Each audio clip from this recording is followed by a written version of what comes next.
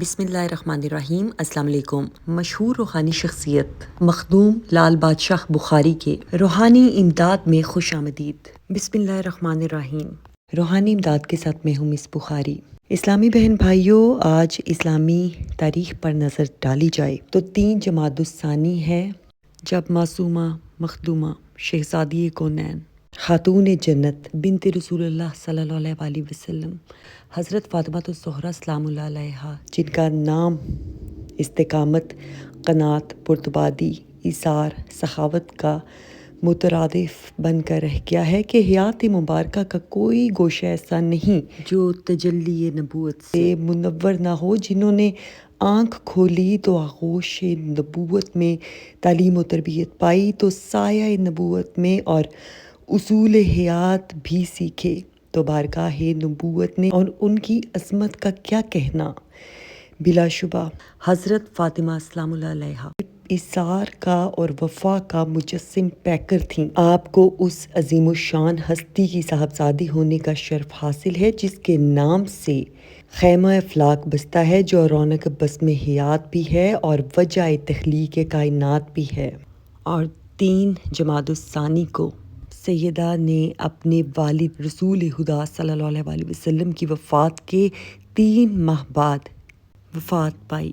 حضرت فاطمہ سلام اللہ علیہا، جن کی والدہ سیدہ خدیجہ الکبریٰ تھیں، جو آج سے تا قیامت کسی خاتون کے حصے میں نہیں آئے گا کہ وہ دائرۂ اسلام میں داخل ہونے والی دنیا کی پہلی خاتون تھیں جو سب سے زیادہ عرصہ رسول اللہ صلی اللہ علیہ وسلم کی قربت میں رہیں۔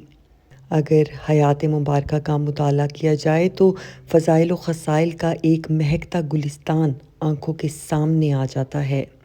سیدہ فاطمہ الزہرا سلام اللہ علیہا کی شخصیت کے کسی ایک پہلو پر روشنی ڈالنا گویا سورج کو چراغ دکھانے کے مترادف ہے، جس کی فضیلت میں امام الانبیاء حضرت محمد صلی اللہ علیہ وسلم نے اپنی زبان مبارک سے خود فرما دیا کہ فاطمہ تمام جہانوں کی سردار ہے اور عورتوں کی جنت میں سردار۔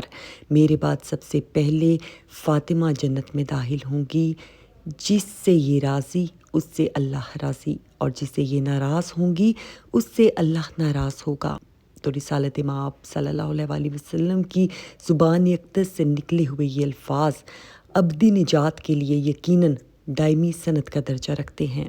جب بھی آپ ایسی جگہ تشریف لے جاتی جہاں سرکار دو عالم صلی اللہ علیہ وسلم تشریف فرما ہوتے تو خود مجلس سے اٹھ کر تشریف لے جاتے اور ہاتھ پکڑ کر لاتے اور اپنی مسند پر بٹھاتے۔ آپ نے جب سیدہ کا نکاح فرمایا تو رخصتی کے وقت دروازے تک خود چھوڑنے تشریف لائے اور سیدنا علی سے دونوں بازو پکڑ کر انہیں دعائے خیر و برکت دی۔ اور پھر تو جیسے یہ معمول تھا کہ کسی بھی سفر پر جانے سے پہلے سیدہ کے گھر تشریف لے جاتے اور واپسی پر سفر کا اختتام بھی انہی کے گھر ہوتا۔ آپ صلی اللہ علیہ وسلم کی وفات سے پہلے جب بار بار آپ پر غشی طاری ہوئی تو حضرت فاطمہ سلام اللہ علیہ یہ دیکھ کر بولیں، بابا، ہائے میرے باپ کی بے چینی۔ اور آپ صلی اللہ علیہ وسلم نے فرمایا، تمہارا باپ آج کے بعد بے چین نہ ہوگا۔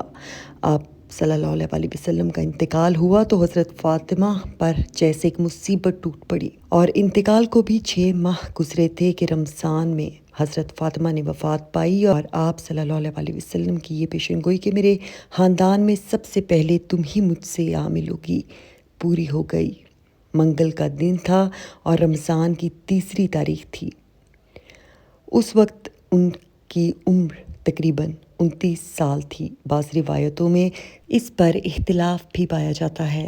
تجہیز و تکفین میں خاص جدت کی گئی کیونکہ عورتوں کے جنازے پر چونکہ آج کل پردہ لگانے کا دستور ہے، اس کی ابتدا ان سے ہی ہوئی، یعنی کہ آغاز وہاں سے ہوا۔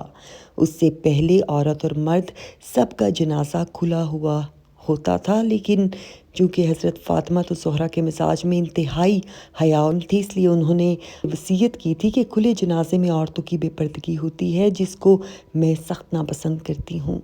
آپ صلی اللہ علیہ وسلم کی صاحبزادیوں میں صرف حضرت فاطمہ سلام اللہ علیہا کو یہ شرف حاصل ہے کہ ان سے آپ صلی اللہ علیہ وسلم کی نسل باقی ہے، بدن سے حضرت امام حسن اور حضرت امام حسین جو کہ نبی کریم صلی اللہ علیہ وسلم سے بے انتہا محبت، اور جہاں آپ صلی اللہ علیہ وسلم کو اپنے نواسوں سے بے حد محبت تھی کہ انہیں جنت میں نوجوانوں کے سردار قرار دیا، اور بے شک وہ جنت میں تمام نوجوانوں کے سردار، اور حضرت فاطمہ الزہرا جن کا آج یوم شہادت، یوم وفات، عقیدت و احترام ہے، وہیں صحیح بخاری کی روایت موجود ہے، فرمان نبی صلی اللہ علیہ وسلم ہے کہ فاطمہ میرے جگر کا ٹکڑا ہے، جس نے اسے تنگ کیا گویا اس نے مجھے تنگ کیا، اور جس نے مجھے تنگ کیا اس نے اللہ کو تنگ کیا۔ امت کی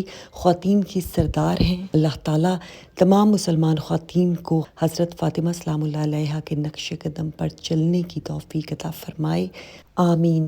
شہزادی رسول صلی اللہ علیہ وسلم حضرت فاطمہ سلام اللہ علیہا کی روح قبض کرنے کے لیے جب اللہ تبارک و تعالیٰ نے ملک الموت کو حکم فرمایا تو وہ گردن جھکا کر خاموش ہو گیا تھا، اور اس پر ہرگز راضی نہ ہوا کہ وہ سیدہ کی روح کو قبض کرے۔ یہ احترام اس پردہ دار کا جس کے سر کے بالوں کو نہ سورج نے کبھی دیکھا اور نہ کبھی چاند نے دیکھا، نہ کبھی ستاروں نے اور نہ کبھی ملائکہ کی نگاہ پڑی۔ روایت ہے کہ جب سیدہ کی روح قبض کرنے کے لیے اللہ تعالیٰ نے اسرائیل کو حکم دیا تو وہ اس پر راضی نہ ہوئے، تو پھر خود اللہ تبارک و تعالیٰ نے اپنے دست قدرت سے اپنے محبوب کی لاڈلی بیٹی کی روح کو قبض فرمایا۔ اللہ تعالیٰ نیک عمال کرنے کی توفیق عطا فرمائے اور ہمارا شمار اس کے احکامات کی پابندی کرنے والوں میں ہو، نہ کہ خطا کاروں میں، آمین۔ اس کے ساتھ ہی مس بخاری کو اجازت دیجیے گا، پھر ملاقات ہوگی روحانی امداد میں اللہ تعالیٰ کے ایک صفاتی نام کے ساتھ۔ اپنا خیال رکھیے، اللہ حافظ۔